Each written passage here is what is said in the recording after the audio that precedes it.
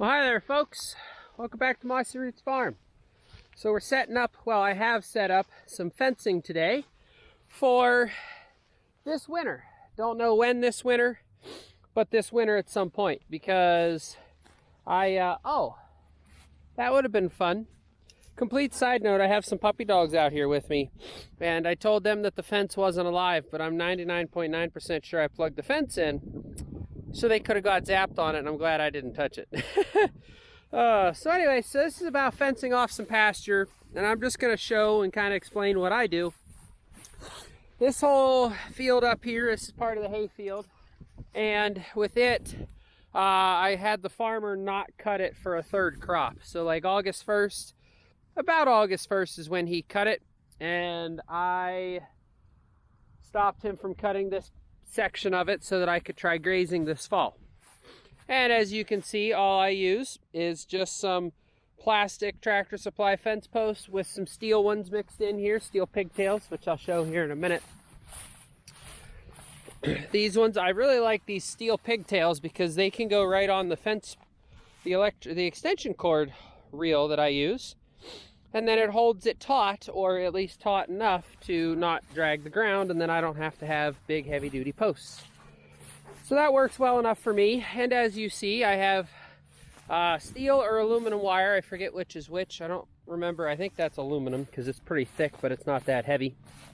And I use that to make my sections with. Now, a lot of folks really enjoy the Gallagher turbo wire, turbo braid stuff, I believe is what it's called. A lot of the grazers really enjoy that.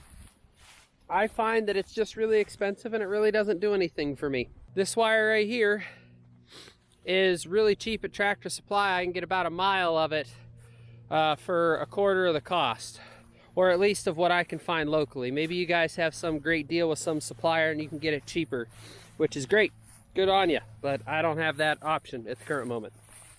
And I'm such a small farm at 20 acres, I don't need the several thousand feet of wire that other folks may need.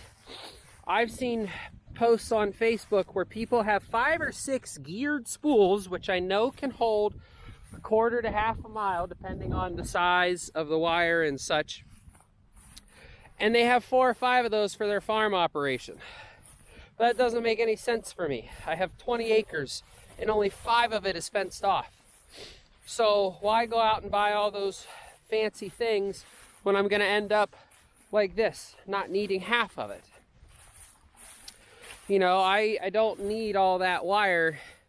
Half of my stuff is permanent fence posts anyways, and the parts that I am dividing up are rather small. Like this section over here where the cows are currently is a really rather small section.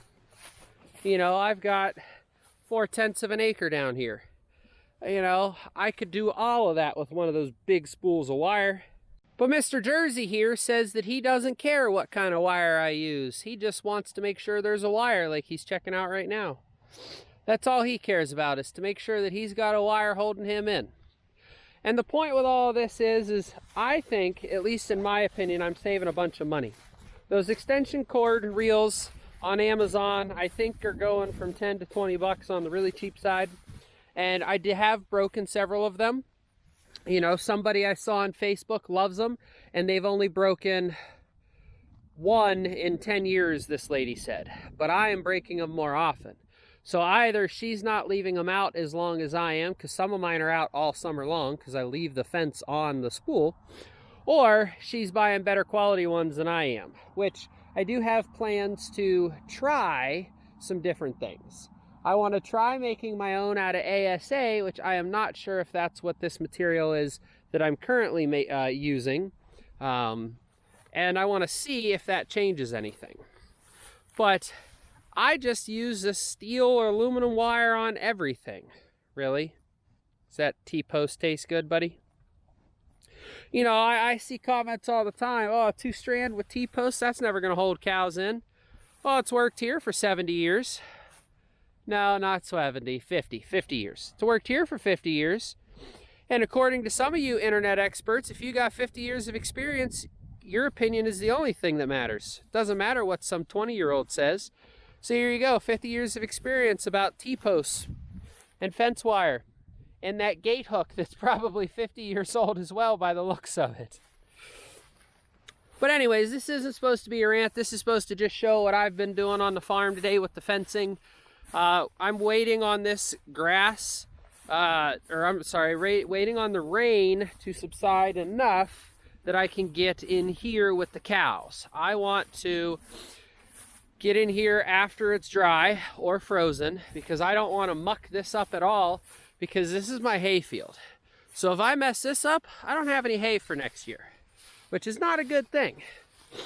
So that's why I'm being very patient with this. I've got all the fence hooked up, got everything all set up and ready to go. I just am waiting on, we got like a inch of rain supposedly in 2-3 days. So I'm gonna wait on that to die out and then we're gonna see what happens from there. So thank you guys so much for watching. See you on the next one.